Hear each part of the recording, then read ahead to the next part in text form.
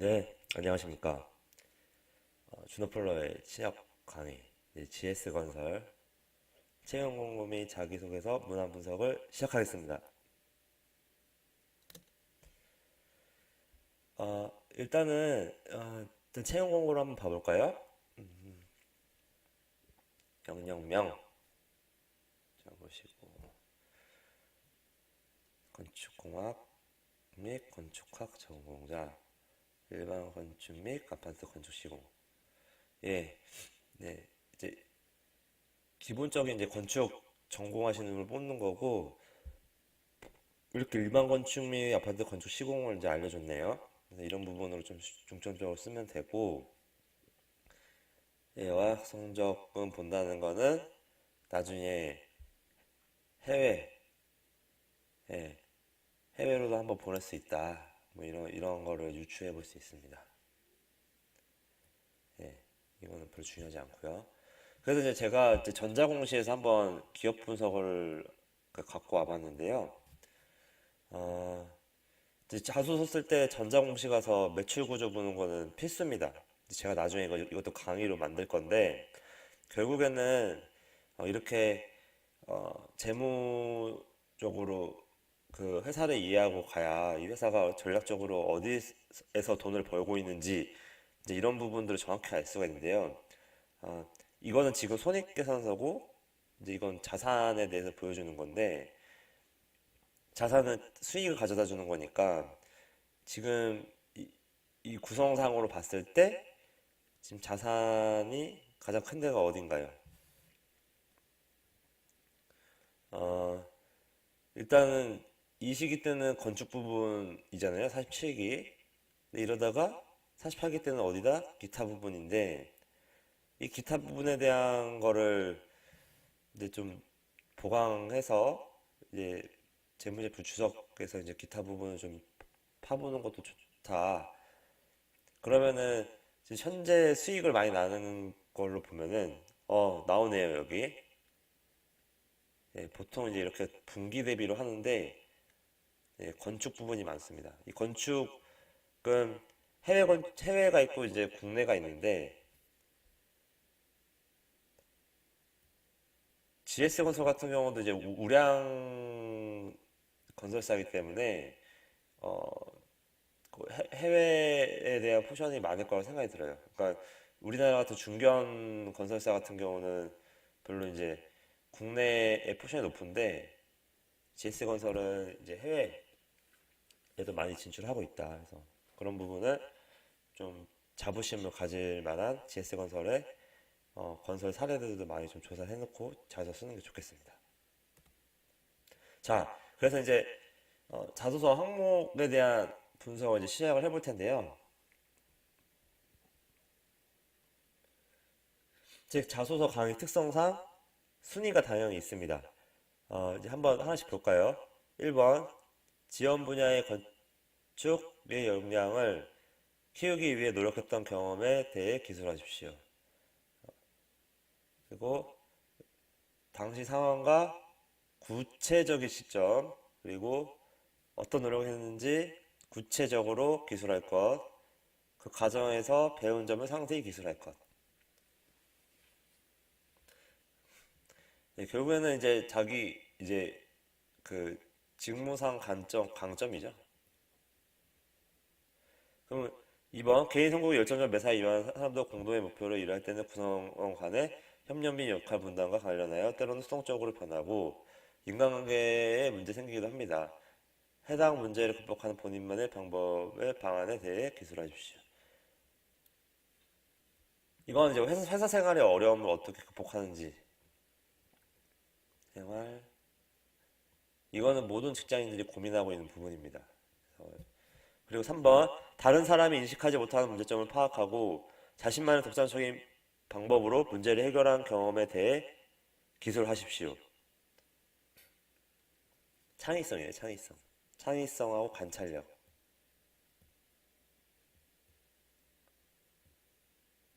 자, 4번째 우리 회사의 핵심 가치인 변화, 최고, 신뢰 중 최우선 가치를 한 가지 선정 후 본인 성격, 역량의 근거, 선정 사유와 해당 가치를 추구하기 위해 노력했던 사례를 기술하시오.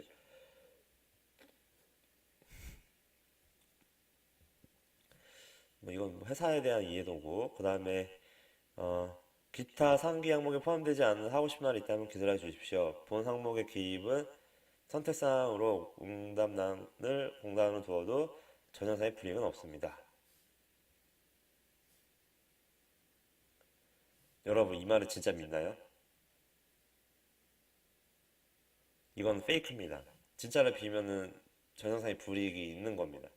그러니까 얼마나 지원자의 똑같은 거예요. 저희가 어, 그 사람의 열의라고 해야 되나? 그러니까 우리가 뭐 일반적으로 과제를 주면은 이 사람한테 어, 이제 A4 한 장만 해오라고 했어요. 근데 만약에 두 장 해온다. 그러면은 이건 말귀를 못 알아듣는 거죠. 그럼 이 사람은 당연히 불이익이 있는 거죠. 근데 A4 한 장만 해달라고 했고 딱 진짜 한 장에 3분의 1을 하는 사람이 있고 한 장에 4분의 그러니까 5분의 4 정도를 하는 사람이 있고 아니면은 7분의 6 정도를 하는 사람이 있단 말이에요. 그럼 당연히 누가 될까요? 7분의 6이 됩니다. 그러니까 이런 거에 이거는 함정이네요, 함정. 근데 톤 멋지 하는 것도 좋지 않아요? 근데 지금 이렇게 글자 수가 어차피 제한되어 있기 때문에 굳이 이렇게 많이 쓸 필요는 없다. 자, 그래서 한번 순위를 매겨볼게요. 어, 어, 이 자소서는 좀 특수사항이 있는 게 이제 지원 동기가 이제 하도 사람들이 이제 많이 비슷비슷하게 쓰고 너무 이제 차별화가 안 되기 때문에 요즘에 그 뭐지? 어,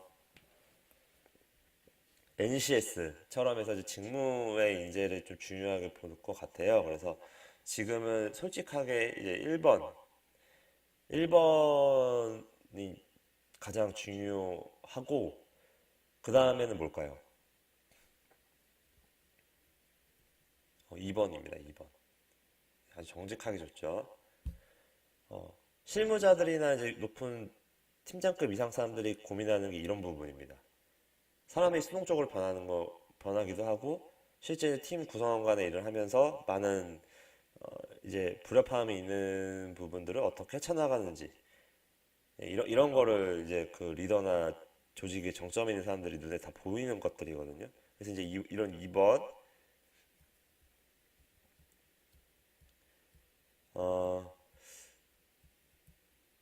3, 4번은 별로 이렇게 제가 봤을 때는 중요하지가 않는데 중요도를 따지면 이제 4번 좀 비슷하게 3번이라고 할 수 있겠지만은 뭐 이렇게 표시할 수 있겠네요.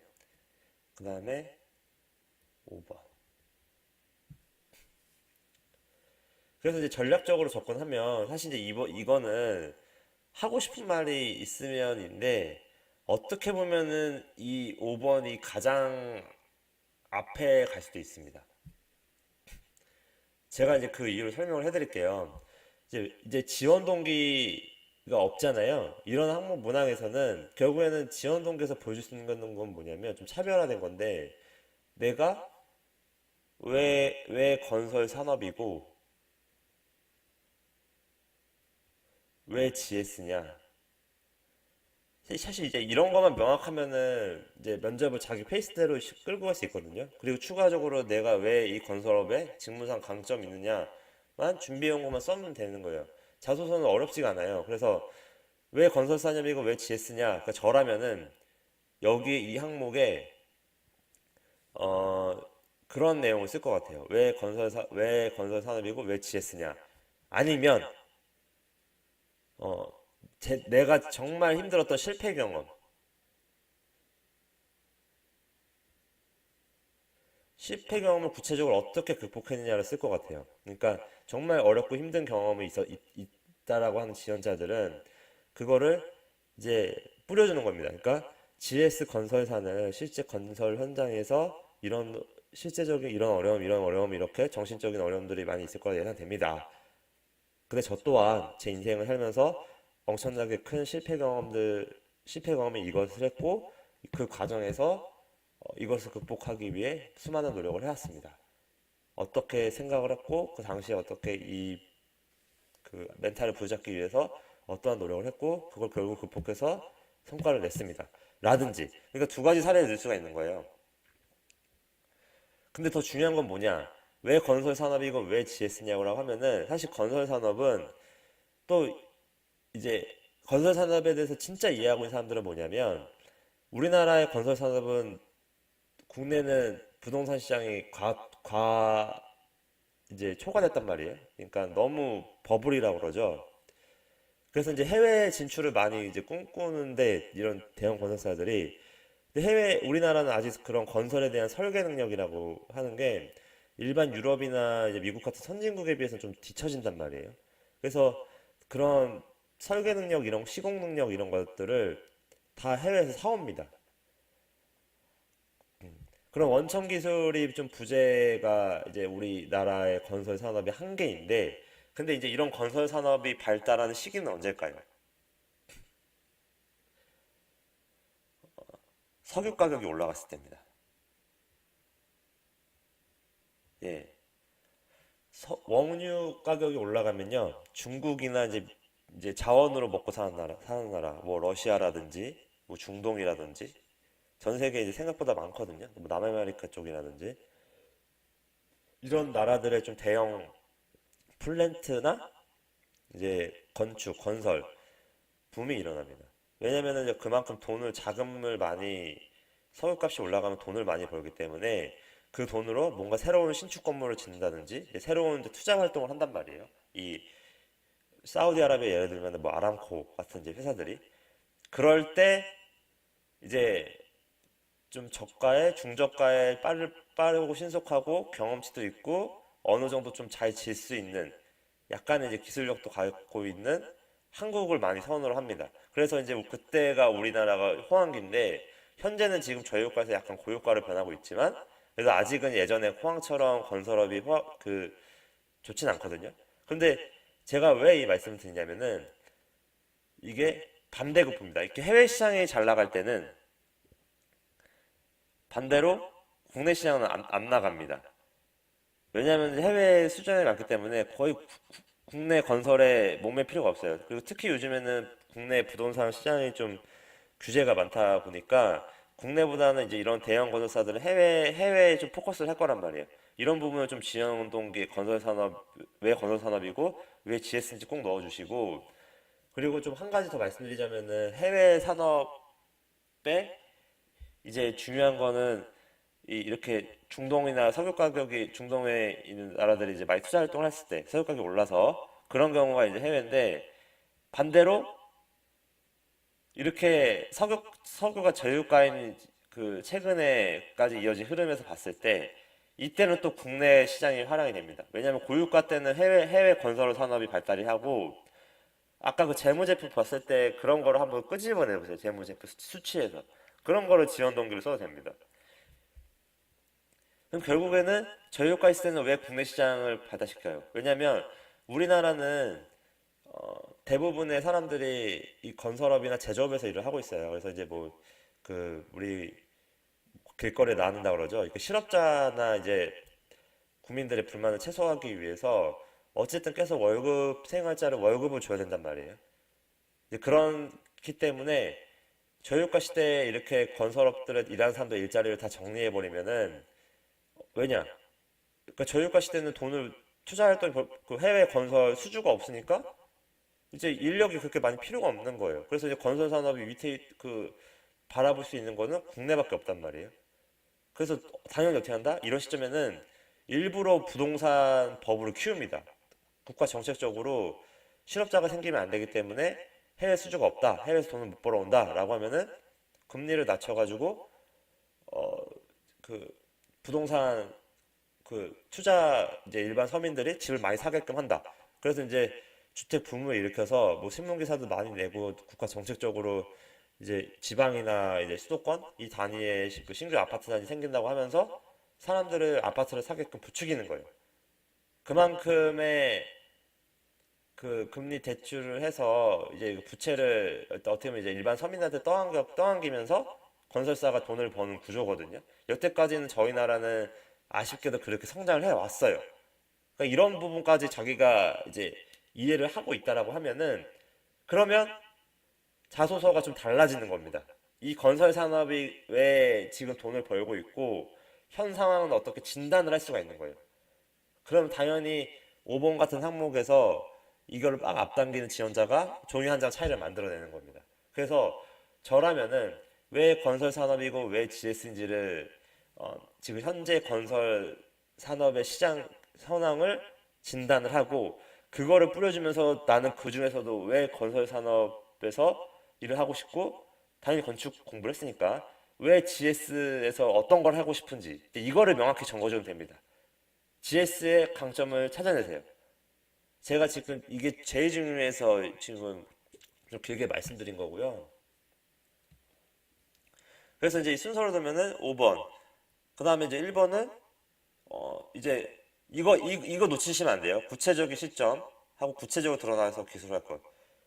평가 매기는 사람들이 이 구체적인 시점하고 구체적으로 드러나도록 기술하는 거를 계속 찾을 겁니다.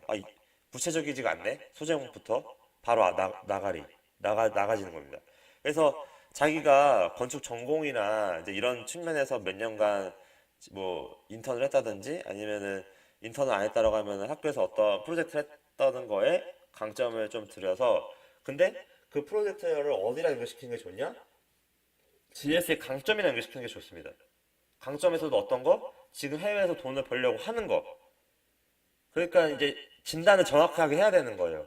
GS 건설이 뭘로 돈을 벌고 있고 앞으로 어떤 걸로 돈을 벌 거에 나의 직무상의 관점.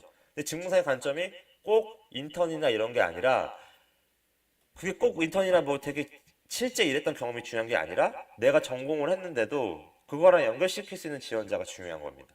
왜냐면은 그 대학 졸업하고 토익공부 다 똑같기 때문에 이제 이런 데서 다 이제 연결을 막 되게 다양하게 자기 경험이 있는 거는 진짜 회사를 다니는 사람 말고는 없을 겁니다, 거의.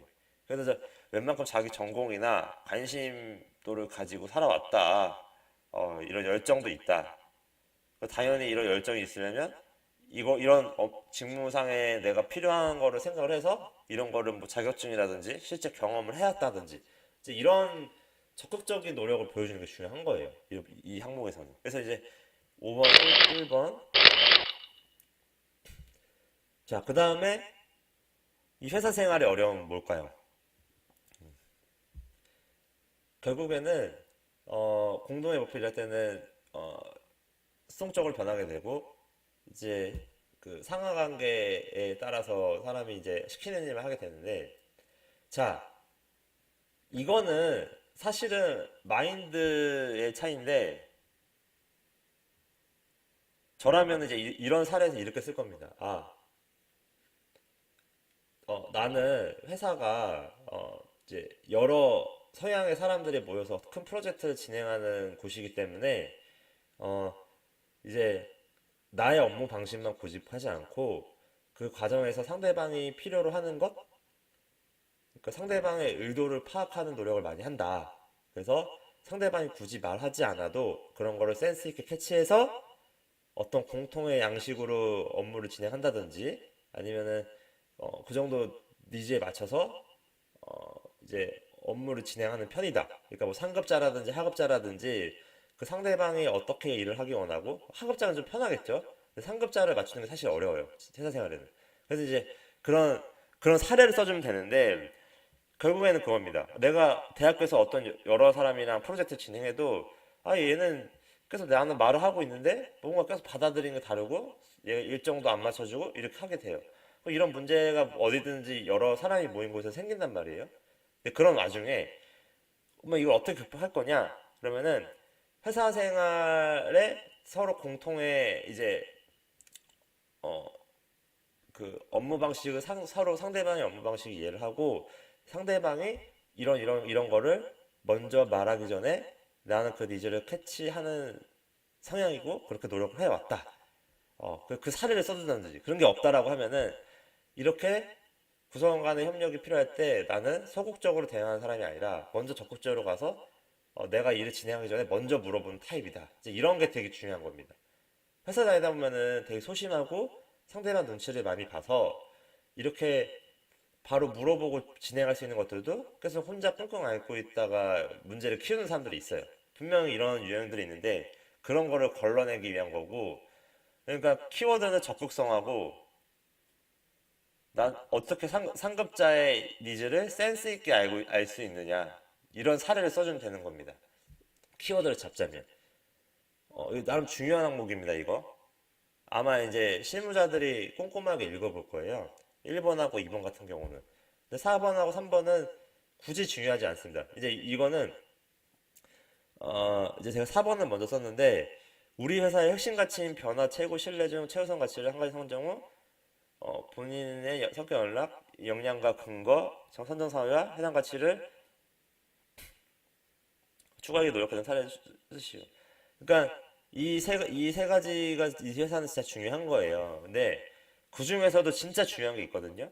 이 오너가 중요하게 생각하는 게 있을 거예요. 그러면은 GS 건설이나 GS 그룹이나 실제적으로 GS 건설에 다닌 사람한테 물어보세요. 아마 이 세 가지 키워드 중에서도 덜 중요하고 더 중요한 게 있을 겁니다. 분명히 있습니다. 그래서 여기서 조금 더 그쪽에서 우리 회사 분위기는 원래 좀 신뢰를 되게 중요시 여겨. 그래서 신뢰에 대한 사례를 쓰고 그거에 대한 자기의 경험이나 그랬던 실제 사례를 쓰면 되는 겁니다. 무난하게 쓰세요. 이건 사실 제가 말했던 아까 5번하고 1번, 2번에 집중을 해야 됩니다. 자소서는 리소스가 한정되어 있기 때문에 집중을 해야 돼요.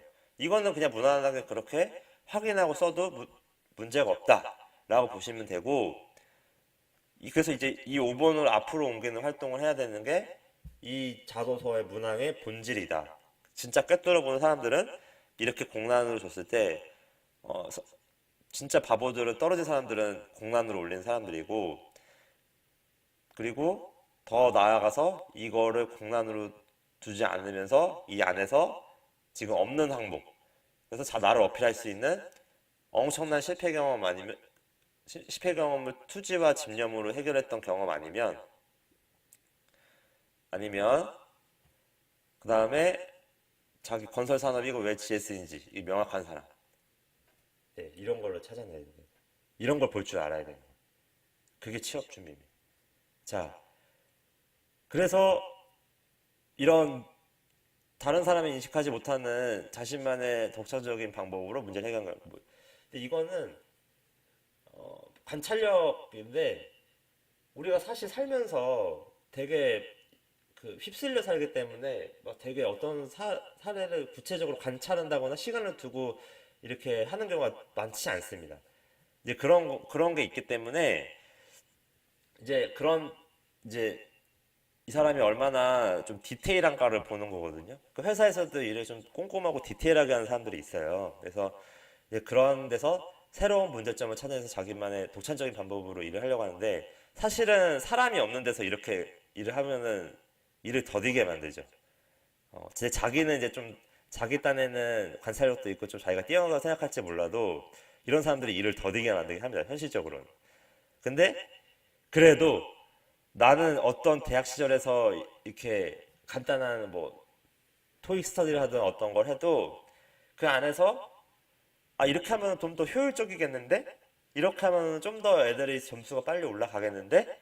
뭐 이런 거 그냥 쓰면 돼요. 그러니까 뭐 엄청나게 내가 어떤 프로젝트 하면서 막 이렇게 뭐 말도 안 되는 거 지어 짜내려 하는 것보다 그냥 간단하게 내가 아르바이트를 하는데 뭐 일상생활에서 간단한 이렇게 봤는데 좀 이런 문제점이 있는 거를 그냥 본 거예요. 이렇게 하면 더 효율적이겠다. 뭐 엄청나게 뭐 스티브 잡스처럼 창의성을 원하는 그런 게 아니고 그냥 되게 소소한 작은 거를 이렇게 개선하면 되겠다. 뭐 가령 이런 거죠. 뭐 회사에서 내가 이 조직 내에서 한번 사고를 한 거예요. 그게 되게 중요한 거예요. 사고를 한 거예요. 아, 지금 이 팀원들이 그 복합기 쪽에서 다 출력을 하고 자기 자리 가서 후치키스를 하니까 비효율적인 게 많다. 그래서 나는 내가 먼저 제안을 해서 그 후치키스를 복합기 옆에다가 붙여놨다. 가까운 데다가 바로바로 쓸 수 있게끔. 거기다가 구비를 해놓게끔 그렇게 세팅을 해놓았다. 이런 식의 접근만 해도 문제가 없는 문항이다. 라고 보시면 됩니다. 이 순서 꼭 기억하시고 5번에 꼭 이 내용들을 써보세요. 예, 이거는 이제 뭐제 마무리할 때 꼭 보여드리는 거고요. 그리고 카카오 그룹방도 이제 이렇게 운영 중이다. 그래서 관심 있으신 분들은 이렇게 추가한 다음에 가입 신청해 주세요. 다 소문자예요. 네, 그리고 이제 이렇게 2주에 한 번씩 또 첨삭도 하고 컨설팅도 하고 있습니다. 네, 구독은 목표격 입사입니다. 이것도 이제 이미지를 많이 바꿔야 되는데, 예, 여태까지 신청해 주셔서 감사드리고, 이렇게 해주시는 분들한테는 제가 이 활동을 진짜 해드릴게요. 뭐 제 실력을 좀 의심하실 수 있는데, 좀 1회 첨삭이기 때문에 좀 가볍게 첨삭을 해드릴 예정입니다. 일단 강의를 마치겠습니다.